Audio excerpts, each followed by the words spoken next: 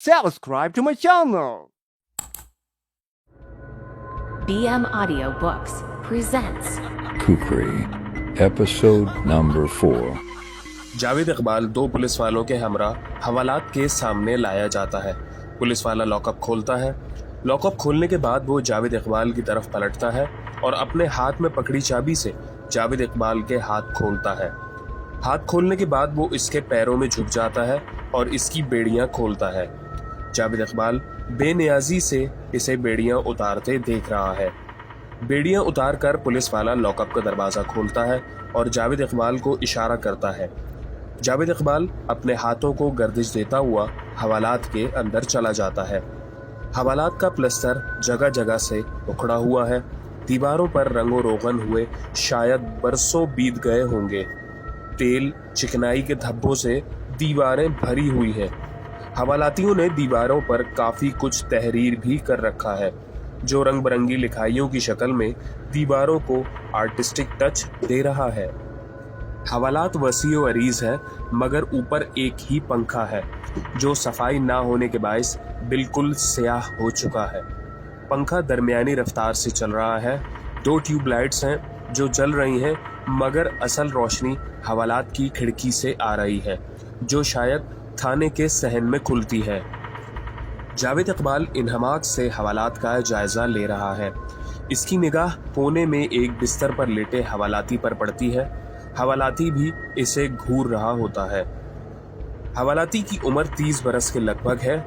बेतरतीब दाढ़ी बता रही है कि इसे यहाँ काफी दिन हो गए हैं या फिर इसी हालत में पकड़ा गया होगा। जावेद इकबाल सोचता है। हवालाती का कद पस्ता मगर इसका बदन घटा हुआ है। वो जावेद इकबाल को अपनी तरफ देखता पाकर इसकी तरफ मुस्कुराहट उछालता है, मगर जावेद इकबाल इससे बेनियाज हवालात के दरमियान में दीवार से लगकर बैठ जाता है। जावेद इकबाल लॉकअप में दीवार के साथ मगर थोड़ा सा इससे आगे अकड़ू बैठा हुआ है। इसकी नजरें हवालात की सल्लाखों से पार होकर पुलिस वालों को देख रही हैं, जो इसे खौफजदा या हैरान निगाहों से देख रहे हैं।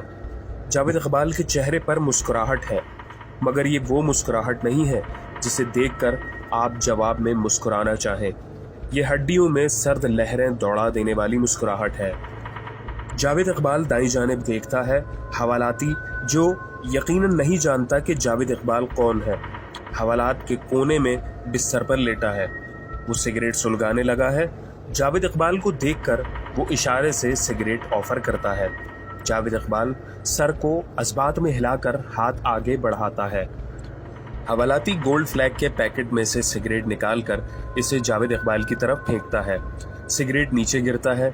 जावेद इकबाल इसे उठा लेता है।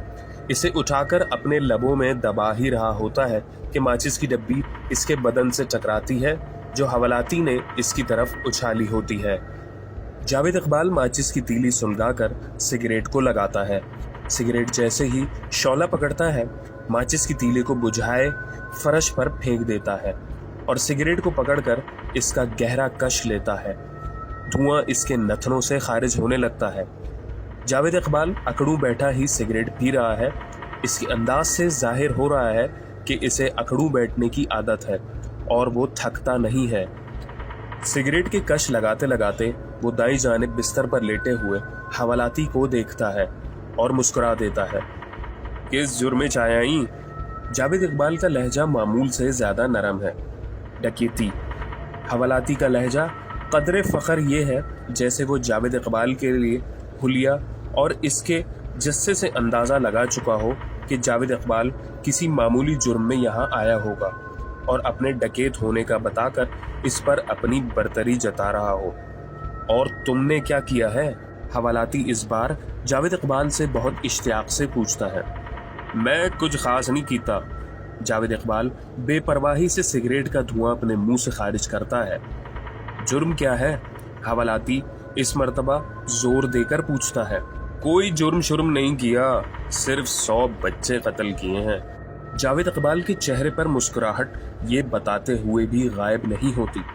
हवालाती जावेद इकबाल को ऐसे देखता है जैसे जावेद इकबाल अभी कह देगा कि वो मजाक कर रहा है।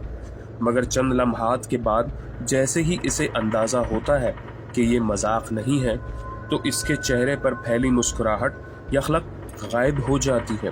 वो फटी फटी निगाहों से जावेद इकबाल को देख रहा होता है। मलिक रियाज एसएचओ के कमरे में इस वक्त ज़ोहरा निगार उसकी कुर्सी पर बैठी हुई है। मलिक रियाज इसके सामने बैठा हुआ है। इतने में दरवाजे से घटे हुए बदन का एक 30 बरस का जवान अंदर दाखिल होता है। मैडम जी, ये राना तजम्मुल है, BA LLB किया हुआ है इसने, हमारे थाने का सबसे लायक फायक तफ्तीशी है।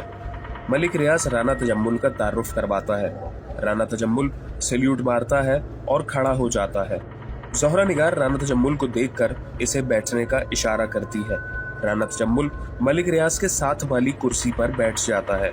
जावेद इकबाल मुगल ने अखबारात के एडिटर्स, वजीर आला, गवर्नर पंजाब और IG साहब को खत लिखे हैं कि इसने 100 बच्चों का कत्ल किया है और वो गिरफ्तारी देना चाहता है। जावेद इकबाल के खतों को किसी ने संजीदा नहीं लिया तो वो आज सुबह डेविस रोड पर जंग अखबार के दफ्तर चला गया और वहां जाकर इसने सयापा खड़ा कर दिया। जंग वालों ने पुलिस को फ़ोन किया और अब जावेद इकबाल हमारे पास है।